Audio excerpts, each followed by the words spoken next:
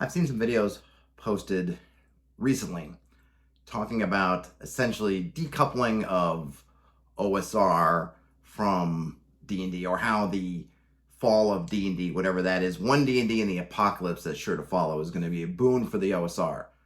I think you can think about the videos that I'm referring to, and I think these videos, to, to use a phrase, are smoking a little bit of the hopium, so to speak.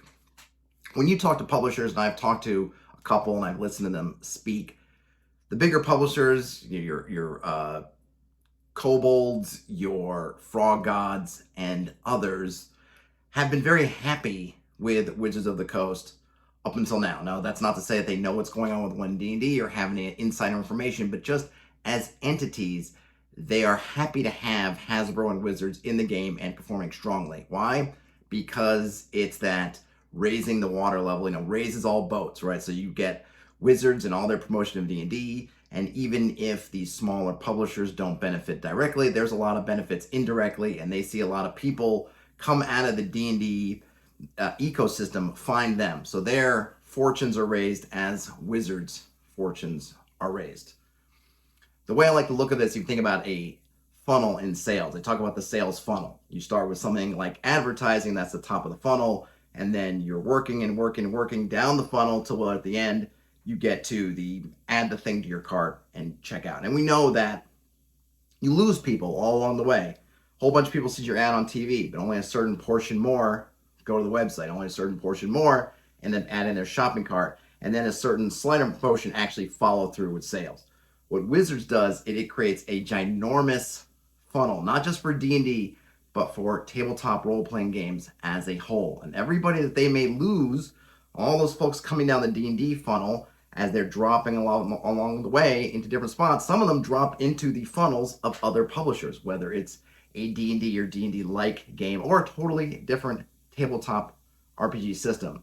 So if you say, well, hey, D&D doesn't need Wizards anymore, I would say D&D is always going to need Wizards, or always should have someone, a benefactor, someone who is willing to promote it, not just in tabletop role-playing game circles, but abroad. Who else is going to get all this exposure for a game like Dungeons and Dragons? It's going to be a large corporation. It's not going to be all these little tiny players. It's not going to be all us folks creating stuff in our homes and our garages, so to speak.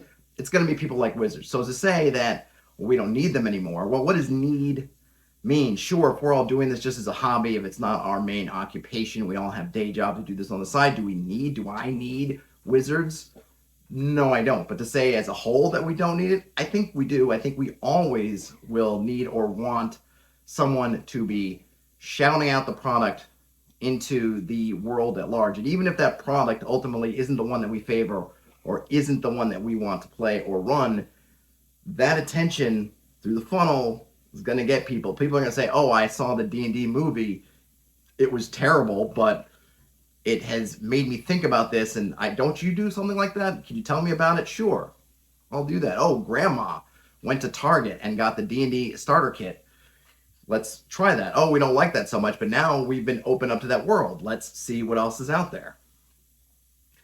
Now, on to the whatever the OneD&D apocalypse, if it's ever going to come. There may be a OneD&D apocalypse. Who knows what's going to happen with OneD&D? Right now, it's a lot of doom and gloom amongst at least the kind of internet thought folk about OneD&D, about the changes, about the wanting to monetize things, all this stuff.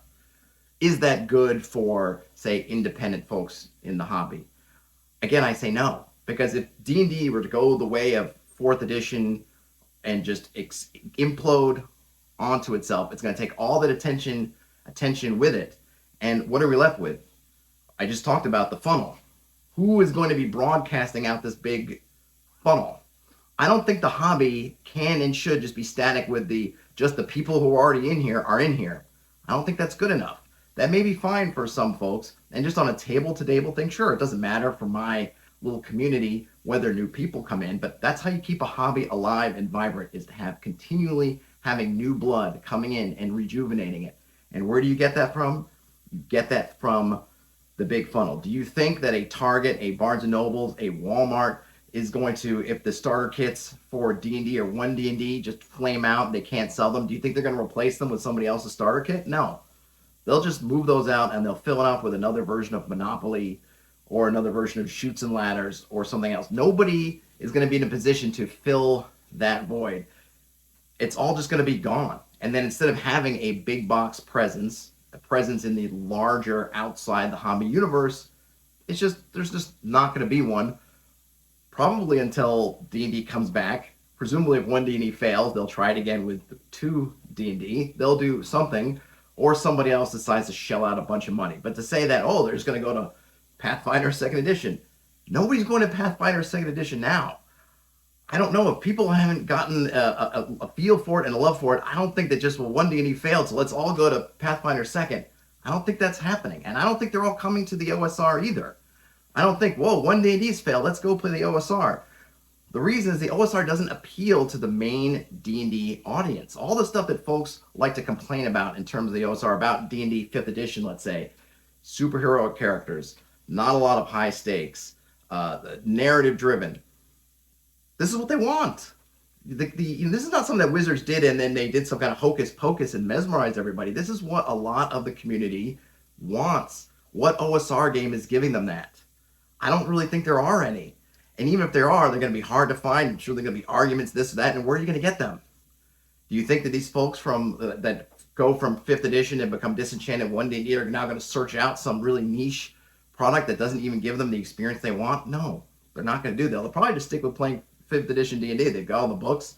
So I don't think they're going to be shutting down D&D Beyond. They'll probably just keep running what they're running. I don't think we're going to get some great migration of players. And by the way, if that migration comes, I don't think it's going to be what a lot of people want, okay? Because that's another thing. They're going to come in the OSR with different expectations, 5th edition expectations. And the OSR community is not into 5th edition expectations. So what are we going to do? It's just going to cause more schisms in the community. Now, maybe some folks will create products that will fill that particular niche if and when it develops. That's great. But is it going to be a great boon? Probably not. It's probably just going to bring a lot of the stuff that OSR and NSR folks don't want from 5th edition that stay in 5th edition. It's going to trickle down in the OSR, probably to anyone's great benefit. It's probably not the kind of gaming style that folks in the OSR want. That's part of why they're in the OSR to begin with. They don't want the 5th edition stuff. And the 5th edition stuff don't really want a lot of the elements from OSR. They want just their 5th edition, just more of.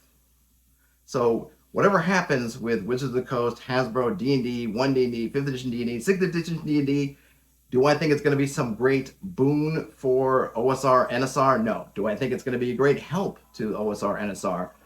No, I don't. Do I think that we don't need big companies able to throw out millions and billions of dollars to push out the idea of tabletop role-playing into the mainstream? Yes. And even if we don't technically need it, we're not going to die without it. I think having somebody that's going to do that for the hobby, it's always a good thing.